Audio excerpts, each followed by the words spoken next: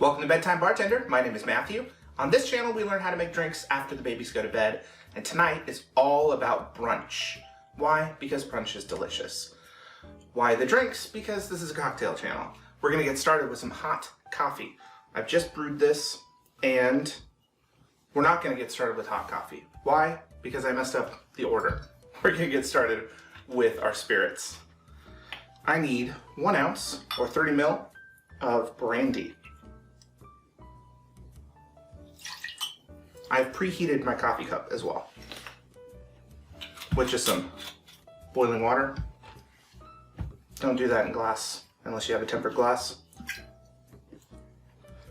1 ounce or 30 ml of Grand Marnier.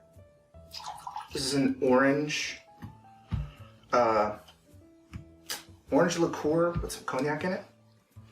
And then we need 6 ounces of coffee.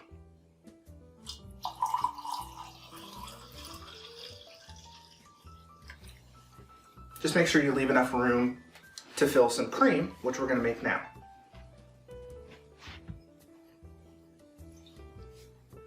So I'm going to set that aside for a quick moment. I'm going to give myself 1.5 ounces of heavy cream.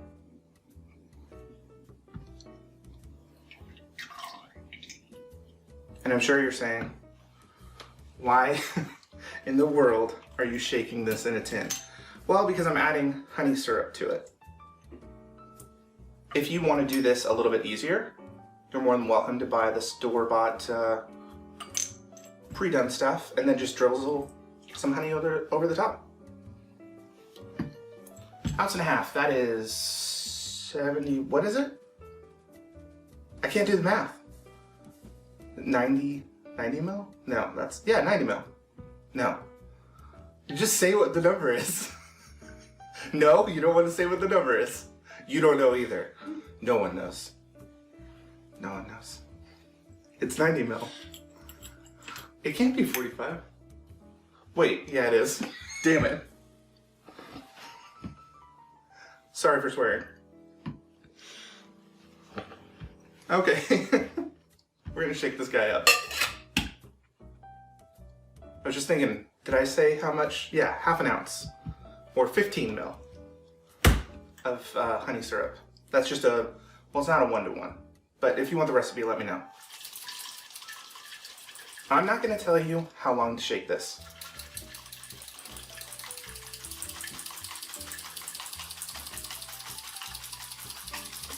Go for the texture that you want. I want it kind of a hair loose because it's gonna sit on the top anyway.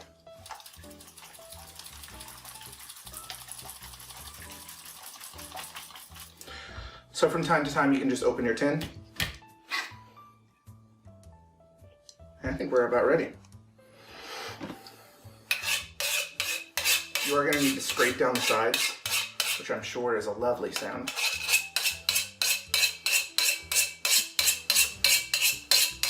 I'm not going to worry about the other tin because I have enough here. And then for the most part, you really don't need a spoon or to pour over the spoon because like I said, it's just going to sit right up on the top.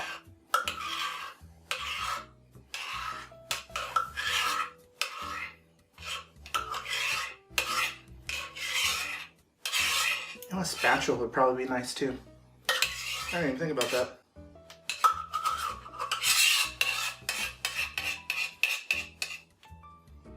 All we're trying to do is just get as much as we can out. A nice thick layer on the top of your coffee here.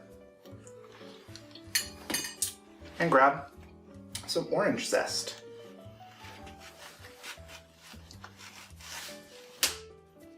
Or a twist of orange rather, because you're going to zest it now. Right on over the top. Give it a quick little twist. And then pull just a hair. And it will retain a little bit more of its shape. So we can stick it right on our glass. There we have what I'm calling, actually my wife called, the French roast.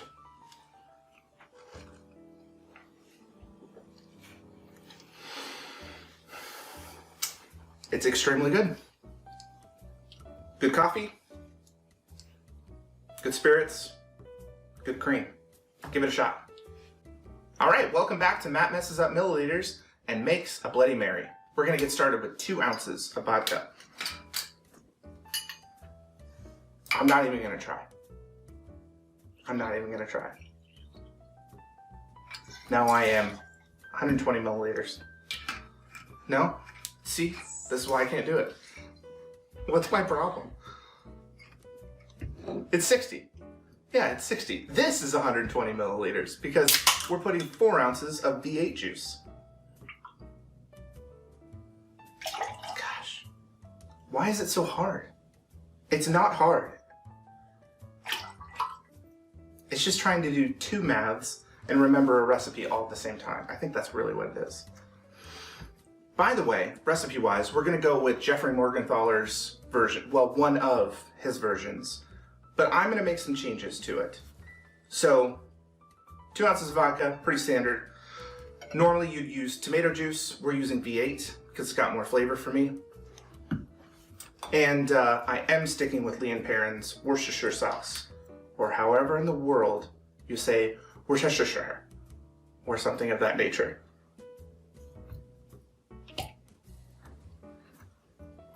Half an ounce, 15 mil.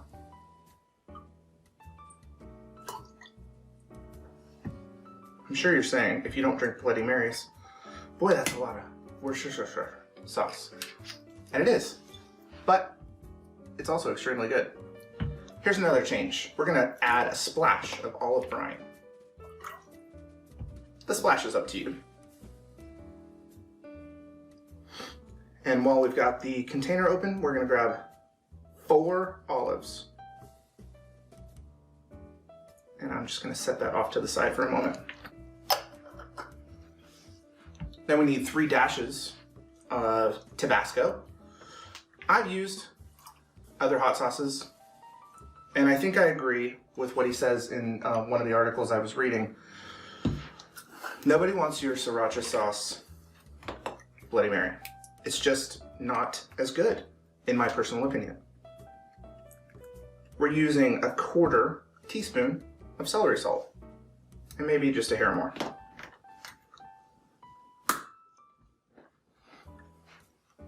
Oh, I forgot the lid. And then I need 3 dashes, or rather turns, 3 turns of fresh cracked pepper. I know that was 4, but I didn't get started on the first part of it, so. Lastly, we're gonna need some lemon juice, which, because I have forgotten my juicer, we are making it happen. But I also forgot a knife, so maybe we won't be making it happen. You know what? I'm gonna give it a shot. I'm gonna give it a shot. Hold on, she's reaching for it. It's a race.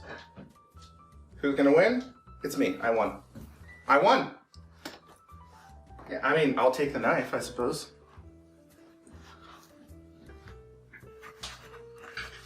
It's not her fault I forgot it. This drink just has so many components to it. So I want a wedge a lime for garnish here in a few moments. And if you have a juicer, use it. It's a lemon.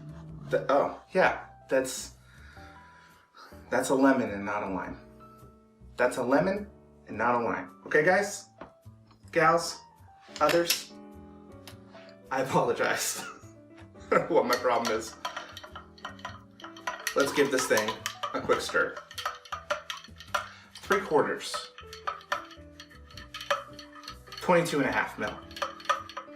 She's nodding yes.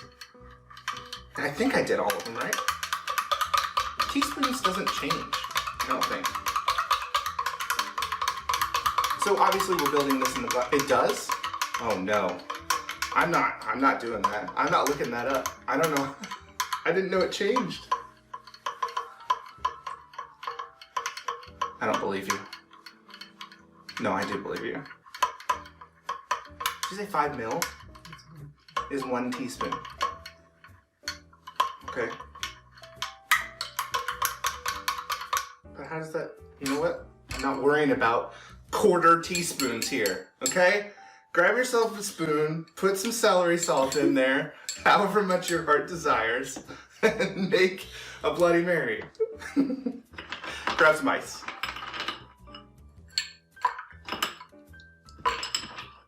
You can obviously use a little bit bigger glass. You can build it over ice if you'd like, but a little less dilution, a little bit more spice. And I build it this way. If you want a super easy route for a Bloody Mary on your brunch day, Seattle Pickle Co. has great premix. I don't endorse any others. Maybe you've got a favorite, but yeah. This is my version of the Bloody Mary, and my mom got me this glass, by the way. I don't know if you can see that. On my birthday. We're gonna do just a hair twist, not the whole thing. Drop it right on in there.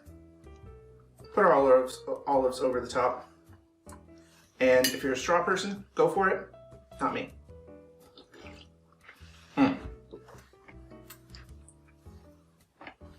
That's so spicy, so good. And it pairs perfectly with a lager. Now, Morgenthaler says small glass. We're talking, I don't know, 6 ounces maybe. But you will find no small glasses in this house. Well, except for cocktail glasses. Why Rainier? Because Washington. Here's to you. And here is to the best, one of the best Bloody Marys that I've had. All right, we're back with the peach Bellini. Let's get started with some peach puree. This is Ina Garten's recipe. If you've ever watched like Food Network, she's lovely. She's got great recipes. This is the equivalent of 2 peaches, 3/4 an ounce of lemon juice, and what else is in there? A little bit of sugar. I think it's like 2 tablespoons or something. I'm not going to tell you how much to put in here. The recipe is going to calls for a full bottle, which we're not doing. So we're doing single serving. But I'm going to go like 3-ish bar spoons of our peach puree.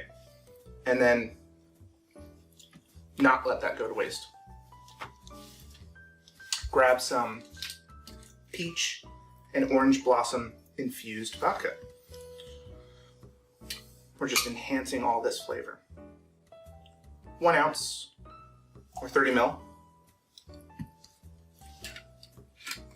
Same goes for our peach schnapps. 1 ounce or 30 ml. It sounded in my head like I said 3 instead of 30. It's 30. And then let's open up our champagne. We're going to be using a Brut because we got a lot of sweet flavors going on in here. Normal is going to be Prosecco, and you are more than welcome to use that. But I had this in the house, and so I changed the recipe around this.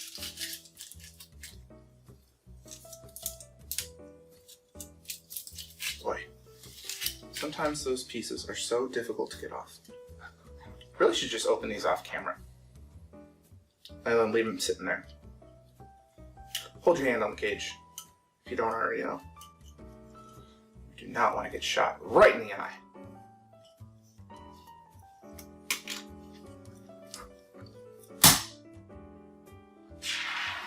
Yep, it's going. See? Could have lost an eye.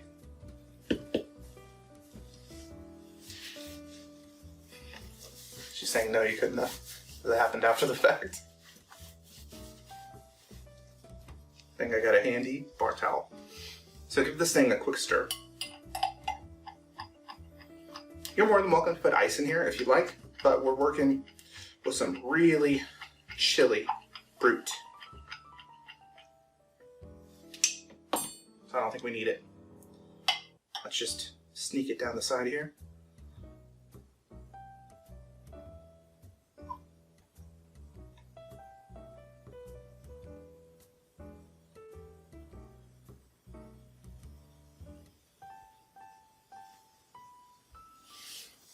One more time with the bar towel. Because of the fresh fruit. Yep. Because of the fresh fruit. She's saying it's going to spill over. Yeah, it is. Because of the fresh fruit, this will sometimes happen. And that's okay. You've got a bar towel, or a dish towel, or you can just drink it. Here's to you.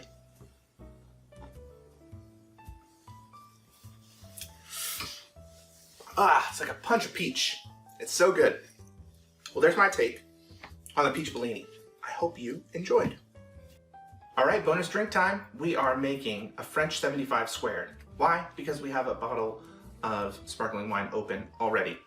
So you're gonna need a shaker tin and glass, of course. I'm not gonna tell you all the things you need. You can see them all out in front of you. I don't know why I do that sometimes.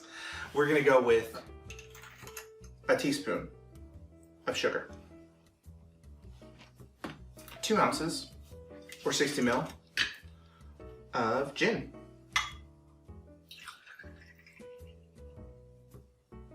I'm using this Bombay because it's got a little bit of that extra lemon zest and botanicals and all sorts of stuff in there, and it works a little bit better in this recipe than something like a London Dry, but you know, you do you.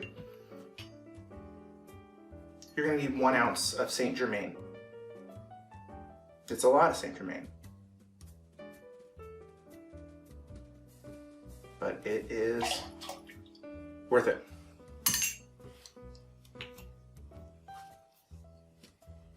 You're also going to need 1 ounce of lemon juice, not lime, lemon.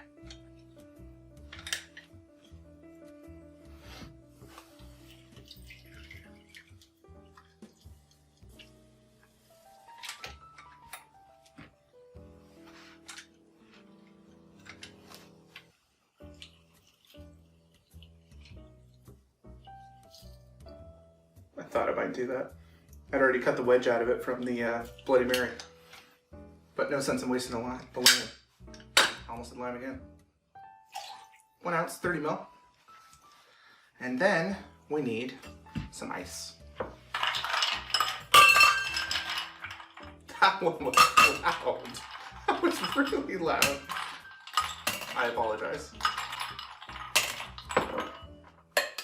Let's shake this guy up. You can see all the sugar is sitting on the bottom of your tin. Make sure you give it a good shake, just a hard shake for the first couple, and then you'll break that up. And you want some of that for texture in your drink, so don't worry about dissolving it all. 10 to 15.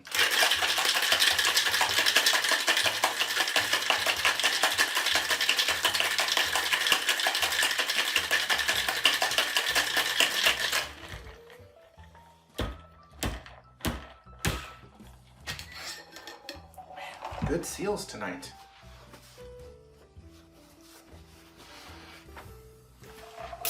Let's strain into our coupe glass.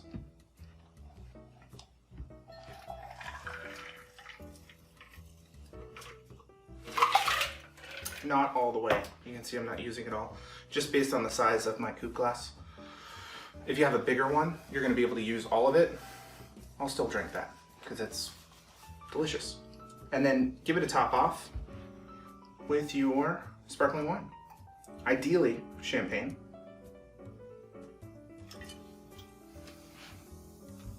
But if you've made another drink and you already have one open, you might as well use one. And then, last but not least, let's garnish this guy with some maraschino cherries. They're elusive.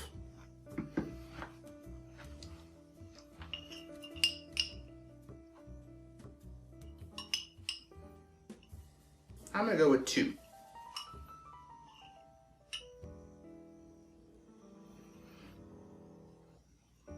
Presentation, we will put it over the glass. But once I drink it, I'm gonna drop it right in.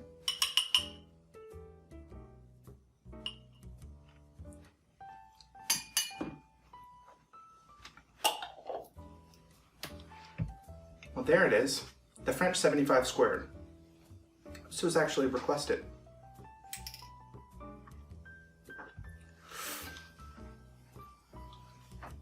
Man, it's good. Saint Germain's gonna take over. The citrus in the gin plays really well with our fresh lemon juice. And our Brut, that's not too sweet, just really lets us highlight all of the flavors. I hope you guys enjoy it. That's my take on the French 75 squared.